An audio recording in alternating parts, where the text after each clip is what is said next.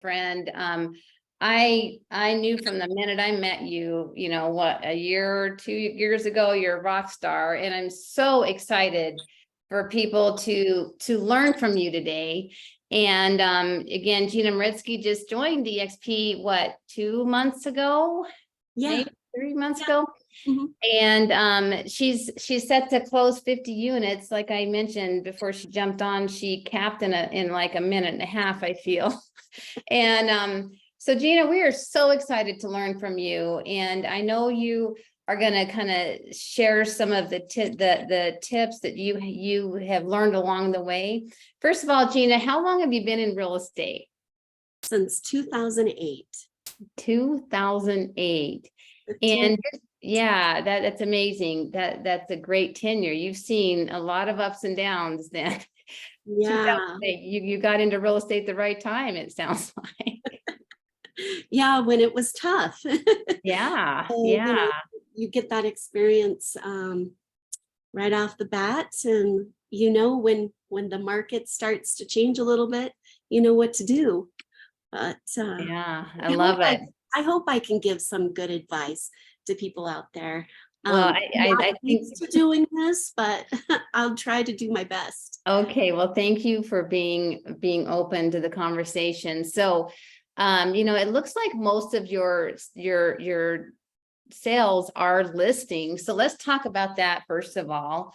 And so tell me about what your strategies are for taking so many listings. When we chatted the other day, you take out about 8 out of 10 listing appointments. Many of them don't know you before you get there.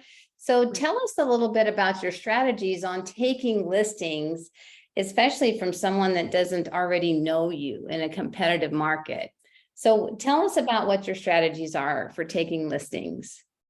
So I think the number one thing that sets me apart when I talk to a potential seller, even a buyer too, is that I provide options. I don't just go at it as the traditional real estate agent. So a lot of different things, different components as far as, when someone's getting ready to sell their property, it's not always because they want to buy a new house. There are other components in that, whether it's a family issue, a death in the family, uh, there are all sorts of conditions why people do it. And it's asking the right questions, but also having options, because sometimes listing someone's house traditionally isn't the right fit. And I'll give you an example. So I had a client not that long ago, had a special needs child, and they needed to move out of the school district where they were at in order for their child to get into the right school. And there would have been no way for us to list it traditionally. And then there was no way that they could have had 2 mortgages buying another house while I was trying to list that house. So I do partner with a couple of different organizations that help people. One of them is HomeLight. It allows them to go find a property that they like, unlock the equity in their current home, and move. And when they move, I clean out the property, we stage it. And normally we get anywhere from 5 to 10% more on their property. So, I look like the hero, but when I go into a listing presentation, I have 2 to 3 different options that they can choose from. Whereas that sets me apart from other real estate agents that just go in there with one plan. I love it. So is HomeLight something available nationwide? And I know we all probably have some tools like that in our tool belt. Is HomeLight available nationwide? They are. Mhm. So there are some places where they don't have as many services, but they are nationwide.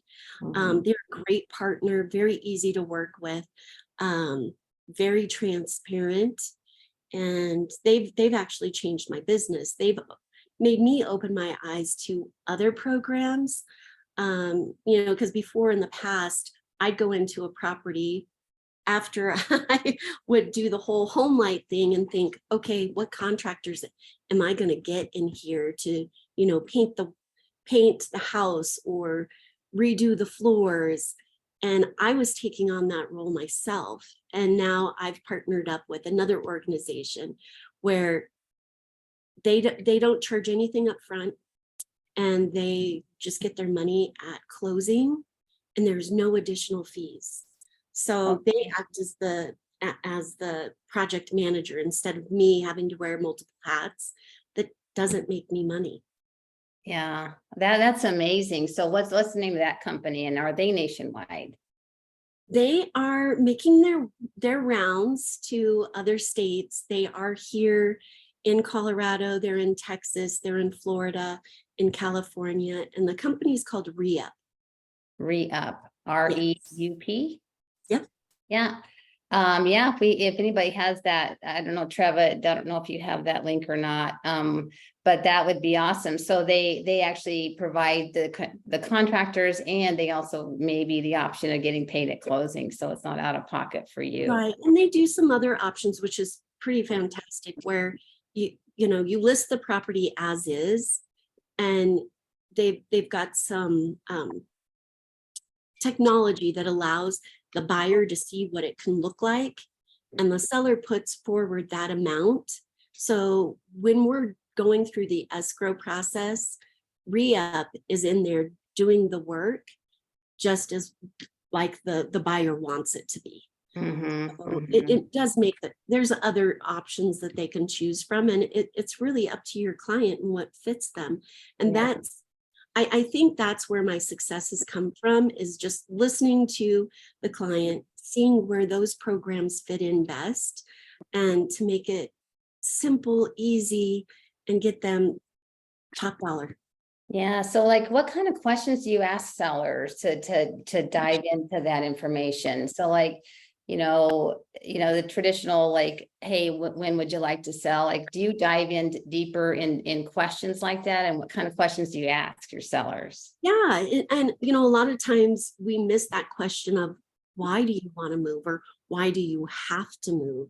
What's going on? Or even, what's your ideal situation? What does that look like?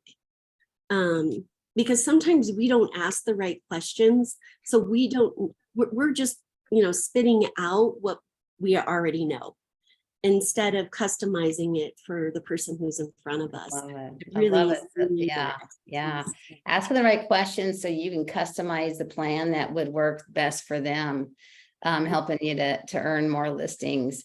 And so tell me a little bit about your lead gen. I mean, obviously someone in your production level, lead gen is a very familiar term to you. And tell me like who do you reach out to? Obviously you've got a great sphere. And referrals, are all of your listings, from that angle, or what other types of lead gen efforts do you do on a consistent daily basis? That's a good question. So I have a mixture.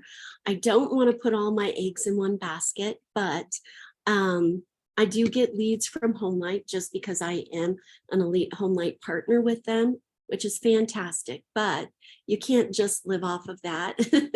A lot of my business comes from referrals or past clients, but I do some of my own advertising and marketing on Google, Facebook, sometimes Ways. I utilize some of my past listings and my current listings on those platforms in order to generate new business. So I Mm, do that. But one of my key things is that you have to make the calls. I do it 5 days a week. It's earlier in the day, 20 calls. If I don't get those in, I feel like it's like the person who works out all the time, and if they miss the gym, they've got to make it up. And that's the only way that you'll actually create business. My other thing too is I've got a little sticky note. I set an appointment on my calendar, and it's my own meeting, and I have to write down at least one thing that I'm going to change about my business per week. And usually it's the things that don't generate me money or that don't do any good. And we have a tendency to get caught up in the things that really don't do us well,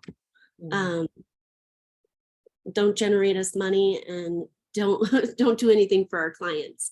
Yeah. So I just write that down and I figure out another way of either having someone else do it for me or can I eliminate it?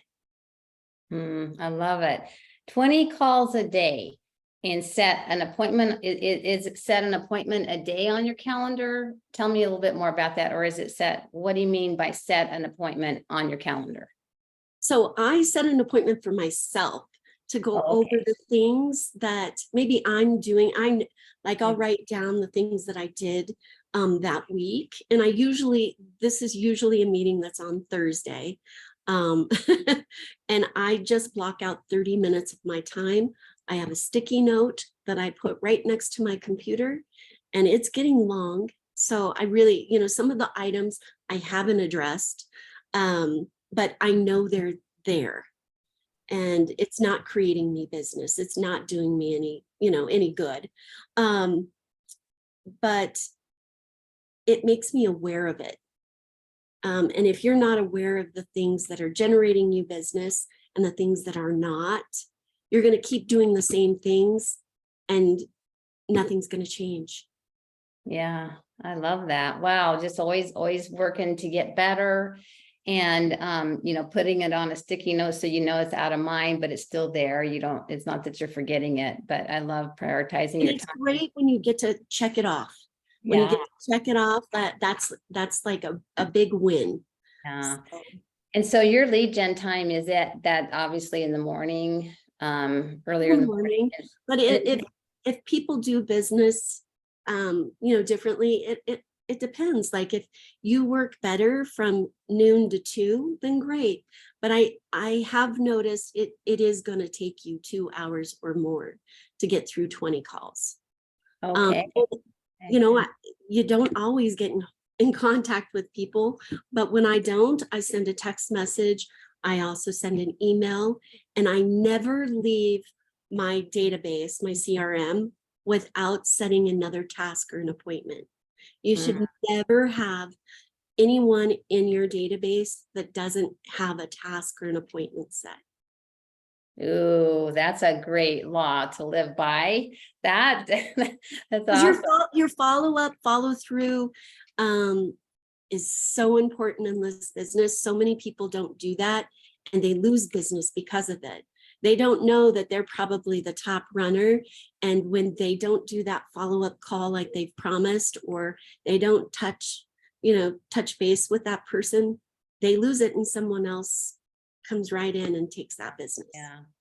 And, talk about going the extra mile. I was talking to Treva the other day, and she talked about how you go the extra mile. And Treva, really quick, chime in that story, because I just want to brag on Gina. It's a huge testimony for us all, being that remarkable agent that other people talk and remark about. Treva, what's that quick story when the tornado or windstorm hit Highlands Ranch?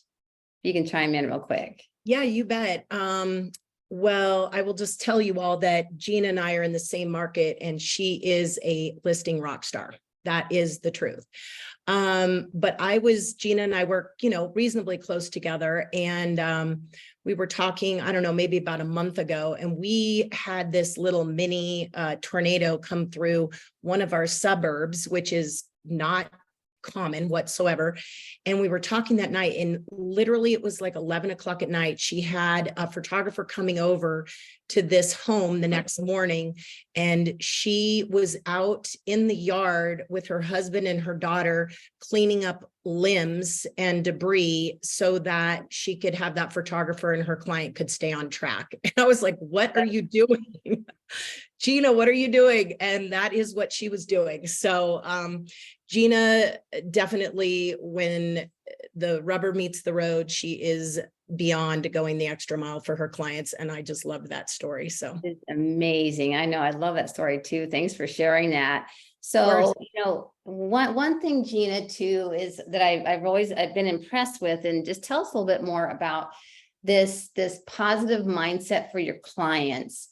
I think doing that kind of production and dealing with that many clients, it is definitely a challenging role for us to keep in the right mindset through all the ups and downs and like, right, all the problems you solve on a daily basis. So tell us about this positive mindset that you present on a continual basis. How do you do that? Well, it's taken me years, but just from life experiences and being in this business for such a long time, then there is a lot of negativity, and the negativity just hurts you. If you can't find a solution or a workaround, or feel like you're not always working in your client's best interest, then you need to take a look at yourself. The only way that things work out is when you look at it through a positive way, because negativity is only going to make it worse. And there's been times, where everybody, like, that's human nature. You want to resort to that. Something happens. Not that long ago, 3 weeks ago, 3 of my properties on the same day, I kid you not, had notice to terminate.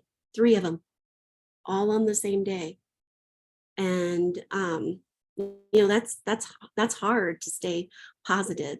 But you got to come up with solutions, and at 2 of them we got straightened out. The 3rd, it just so happens that somebody came around and we were back on contract that very night. So it's just trying to find the solutions and the best way to handle the situation, because when you don't, it'll all crumble. It really will. And it's like everyday life, when you handle a situation. And I learned this a long time ago. My past experience, I was an agent, but I also was a senior manager for Trulia. And I had someone on my team who, I'm supposed to be the manager at the time, but his outlook on everything, when something bad happened to him, it was like it gave him the energy or the fuel to do better. And it is a good experience for the next round. So if you get another listing and that happens, you know the route to go. And it's always thinking, okay, what's best for my client instead of what's best for me. Love it. It'll always turn around. I remember Dawn actually said one time that we get paid in proportion to the problems we solve.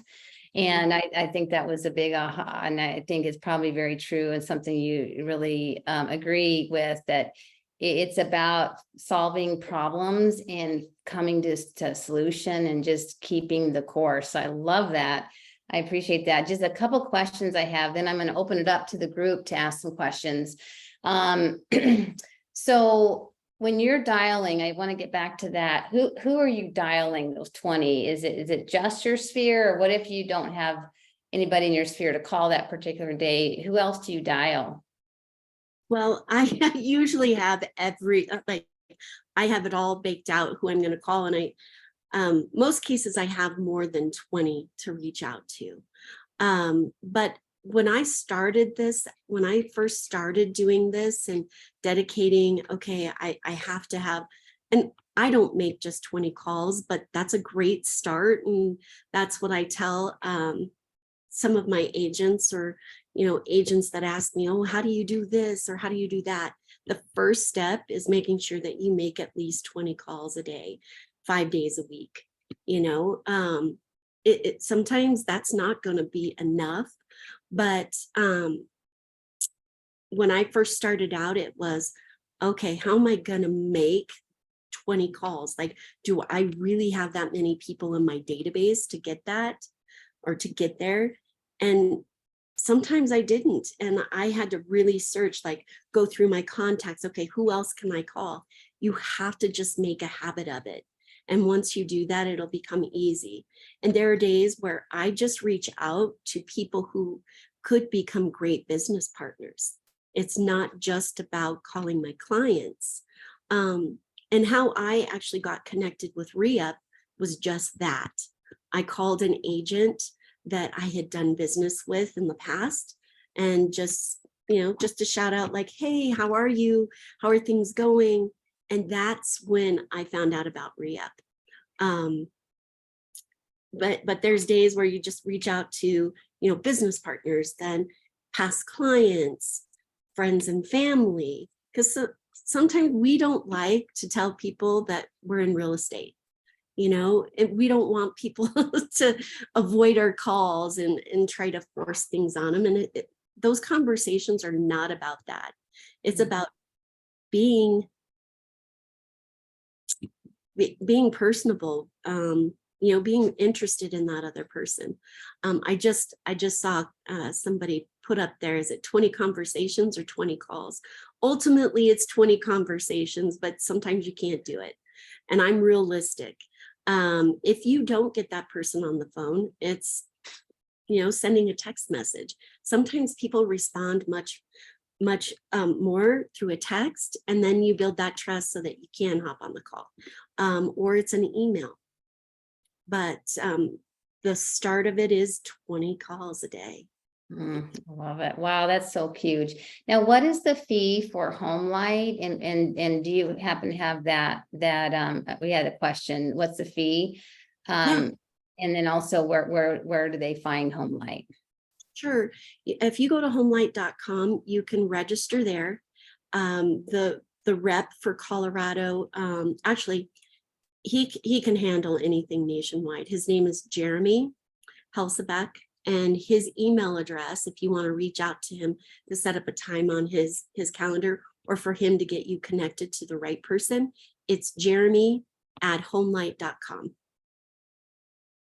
Okay, I'll just put that on there. Okay, guys, let's open up some questions. And what do you guys have? What questions do you have? We want to start on time and end on time. And so we have a couple minutes. Shoot, you guys. What questions do you have? Yeah, so Gina, again, I don't know that I heard the fee amount for home light, but that. Yeah. So they've got a couple of different options. If you're a seller and you're going to use their buy before you sell program, and you're needing another loan to purchase your new property, and you use home light home loans, it's 1.7%. If you already have your lender in place, especially those people who are buying a new home, they get the incentives from the new home builder. They usually will go that route, and then home light's fee is 2.4%. I know that might sound large, but I'll give you an example how it works really well. I had a client who already had an existing home in Aurora, wanted to purchase his dream home in Woodland Park. We got him set up on the buy before you sell program. We were able to purchase the home in Woodland Park for $35,000 less because he came in as an all cash buyer. Home Light Home Loans allows you to take that equity from your current home and purchase a new home, but also make you a cash buyer at no additional fee. So we got him into that home, $35,000 less. When he moved out of his Aurora home, which he had a big dog, there was lots of dog hair, we needed to paint, we needed to clean the carpets. So it allowed us to do all of that. We staged it, and we actually got, it was $17,000 more on his property, which in return offset that 1.7% fee. So he ended up making more money that way. And he didn't have to go through the hassle of having his home showing ready, because he did work from home as well, had a large dog that wasn't all that friendly.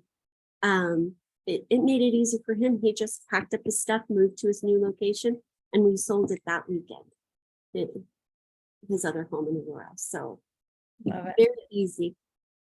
Okay, one more question, guys, then we'll end. Anybody have one more question for us?